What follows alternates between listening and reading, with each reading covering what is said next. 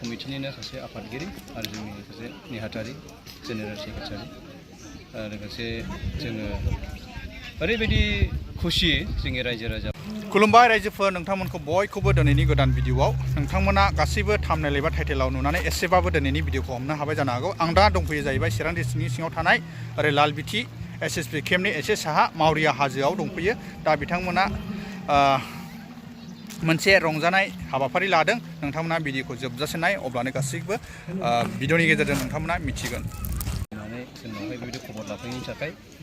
लोगोसे आङो बे मावरिया बान कमिटिनिनो सासे आफादगिरि आरो जोंनि सासे नेहाथारि जेनेरेल सेक्रेटारि लोगोसे जोङो ओरैबायदि खुसि जोंनि रायजो राजाफ्रा माने बेबायदि एफा गिदिर प्रजेक्ट बेयाव स्लुइस गेट जानो फैगासिनो दङ गाबोन समफोरनिफ्रायनो जोंनि जाय ठेकेदार मोनदों बे बिथाङानो जोंनि बे स्लुइस गेटखौ मावसिगोन ओमफ्राय जोङो गोबाव समनिफ्रायनो जों नेबाय थादोंमोन सरकारनि खोथा एसे लेट जायो हिसाबै गोबां जोंनि रायजो राजाफ्रा माखासे समाव डाउटबो जाबायमोन जोंनि आफादगिरि आरो सेक्रेटारिनि मोखाङाव खबर लाबाय थायोमोन माब्ला जाबावनाय बिदि ओमफ्राय जोङो बेबायदिनो जेनेरेल मिटिं लानानै जोङो गोबां बुंनांगौ गोनां जायोमोन रायजोफोरखौ एसे धैर्य ला होननानै दा बेबायदि फैयै जों धैर्यथा नेनानै नेरा नेफेरा नेनानै दिनै जोंनि मोखाङाव दिनैनि बे स्लुइस गेटआ दिनै मोखाङाव फैबाय बेनिखायनो जोंनि रायजो राजाफ्रा ओरैबायदि खुसि बे दिनै मोखाङाव फैनायनि थाखाय ओमफ्राय बे खुसिजोंनो दिनै जोंनि जाय ठेकेदार बिथाङा जोंनि बे रायजोखौ अननानै माने मैसो मानै जोंनोहाय बेबायदि हरबाय ओमफ्राय फाउन्डेसनाथ' मैयानो जानानै थांबाय ओमफ्राय दा दिनैनि दिनाव जास्ट रायजोफोरखौ जाहोनाय जोंनि बे 18खान गामि जोंनि बे बान्दोआव गोग्लैयो बे 18खान गामियाव मोननै बिसिडिसि जोंनि आमटेका बिसिडिसि लोगोसे ओरै खैलामैला बिसिडिसिनि गोग्लैयो आरो बेजोंनो लोगोसे दिनैनि बे रायजो राजाफ्रा जोंनि अनगायैबो गुबुननिफ्रायबो जोङो लिंहरनाय जादों जाय फैदों बिथांमोनखौबो जोङो हामबाय होयो जोंनि कमिटिनिफ्राय लोगोसे बेखौनो दिनै नै संगासिनो दं ओमफ्राय जानाय लाहार फाहार खालामनाय जादों आरो हामबायसै बेखौ सोंनायनि थाखाय जोंहा नैबे मावरिया बान्दोनि सिङावहाय 18खान गामि दङ बे 18खान गामियावहाय जोंनि मावनानै जाग्रा कृषकफ्रा जोङो बेबायदिनो सिजन बाय सिजन जोङो दैखौ लांनानै दैज्लां बोथोराव जोंनि दुब्लिफ्राव दै सोनानै जोङो बेखौहाय थिखांनाय जायो ओमफ्राय जोंनि नैबे बान्दोआव जोंनि बे स्लुइस गेट गैयि समाव ओरैबायदि जोंनि खस्थ' माने जोङो सिजन मोनसेयाव एबा दैज्लांसेयाव गैयालाबो 20निफ्राय 25 बारसिम बेबायदि ओंखारनो गोनां जायो जों बे दैखौ बायनानै थांनाय हिसाबै बेबायदि आरोखि गोनां जोंनि सफैनो हानाय सानै फंबायफोरनिसिम फुंबिलिनि गोजोननाय जासिबाय जाय समाव जेनोखि जोङो दा गोदानै जे मोनसे स्लुइस गेट मोनफुंबाय दा बिनि बैसोआवनो जोङो गोबांथार रंजानायनि गेजेरजों दा दिनैहाय गोबांथार जानाय लोंनाय जों आयोजन खालामबाय आरो दा नैबे जोंनि जेनोखि बान्दो थिखांनानै लांनायनि बेलायाव जोङो नैबे जेनोखि एसे साहा थानाय जेनोखि बायनानै थांनाय जे आगुनि फुराना स्लुइस गेट बेयो जोङो थांनाय 2008 मायथाइयाव जोङो मोननो हादोंमोन दायो बे स्लुइस गेट जिथुनाखि जोङो मोनदोंमोन कमप्लिट जानायनि बोसोरथामसो जोङो बुहुत मोजाङै जों बे जाम्फैजों दै लांनानै आबादखौ जों खालामनो हादोंमोन गोबांथार जोंहा बान्दो ओंखारनाय रेहाय मोनदोंमोन बेबायदिनो जे जायगायाव एसे आगोलाव जोंनि मानगोनां आफादगिरिया बुंलांनाय बायदि दैलांसेनि गेजेराव माब्लाबा मासावहाय जोङो 25 बार गाहाम बबेबा दैलांसेनि गेजेराव जों 15 बार गाहाम बिदि जों ओंखारनांनायनिफ्राय जोङो माखासे रेहाय मोननो हादोंमोन दायो बे गासैबो जेनोखि आगुनि दैदेनगिरिफोरा जोंनि बिफाफोर जोंनि बिदाफोर बिथांमोननि जेनोखि जोंनि आगुनि दैदेनगिरिफ्रा बिथांमोना सोरहाबा दायो गोथाङै दङ सोरहाबा दा इसोरनि होखानाय सम बायदियै बिथांमोना रुंसारि जानानै थांबाय दायो जोङो नैबे ब्रादार मानगोनां गाहाय आफादगिरि आरो आङो लोगोसे बिथांजों खामानि दामानि मावनायनि गेजेराव जों सहाय खालामनायनि गेजेरजों दायो जों खामानि मावबोलायगासिनो दङ दा बे गासैबो जोंनि सोरजिगिरि आफा इसोरनि अननायनि गेजेरजों जोङो बेबायदि हालोदाव जोङो दा मोनसे गिदिर रंजाथावना जों स्लुइस गेट मोनफिनबावनो हाबाय बेनि थाखाय जों जोंनि सोरजिगिरि आफा इसोरखौ हाजासे जों हामबाय होनो गोनां दायो जोङो बे स्लुइस गेटआ जेथियानाखि जों कमप्लिट जागोन अब्ला जोङो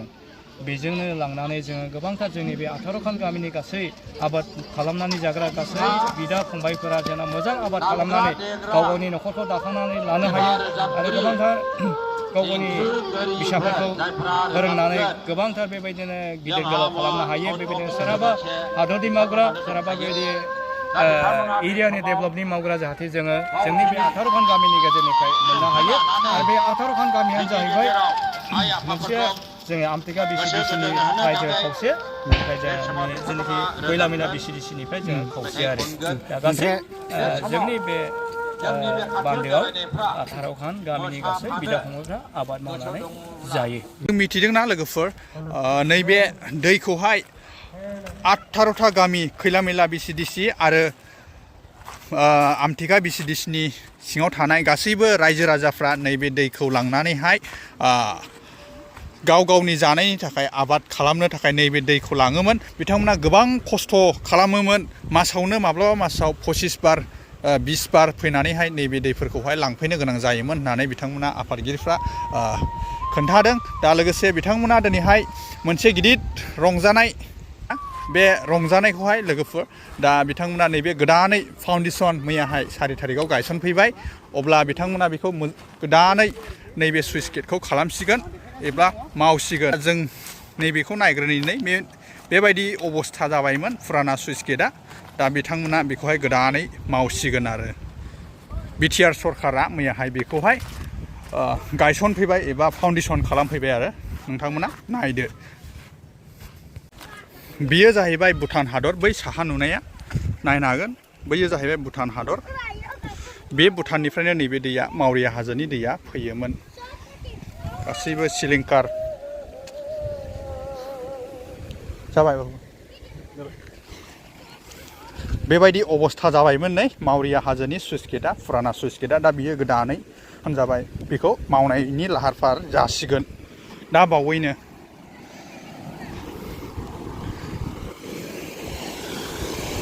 बेबायदि मोननाय स्लुइस गेटआ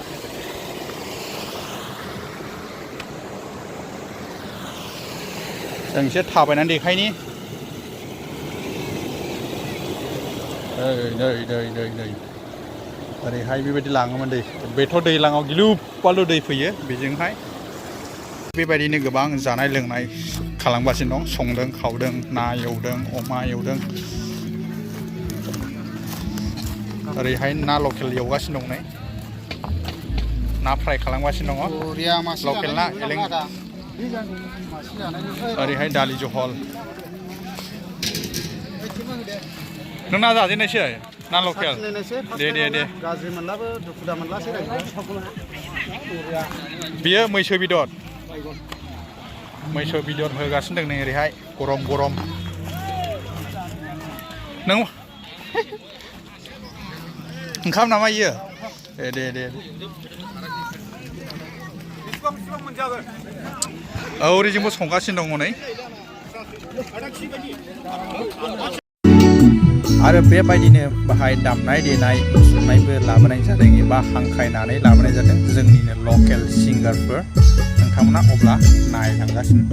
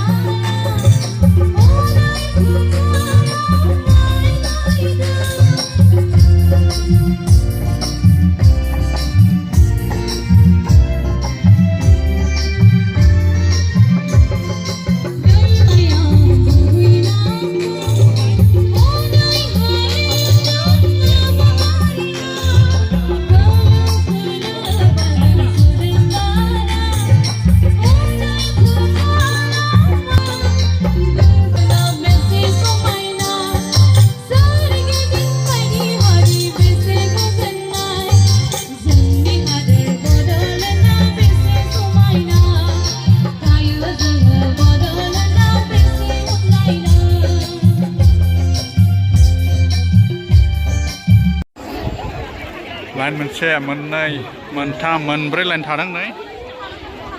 ओरै हिनजावफ्रा एसे बांसिनाव दङ लाइनाव हौवाफ्रा लाइनसेल' दं बैनिफ्राय नै बयबो मोनजागोन आस्ते आस्ते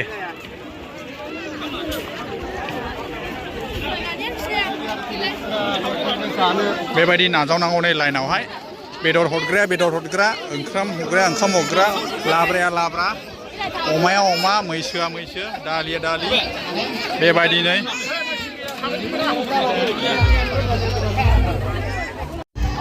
नै बेबायदिनो लोब लोब मानसिफ्रा लाइनाव दङ 18टा गामिनि रायजो राजाफोर बयबो फैदों दिनैहाय नैबाहाय मैसो बेदर अमा बेदर जानोहाय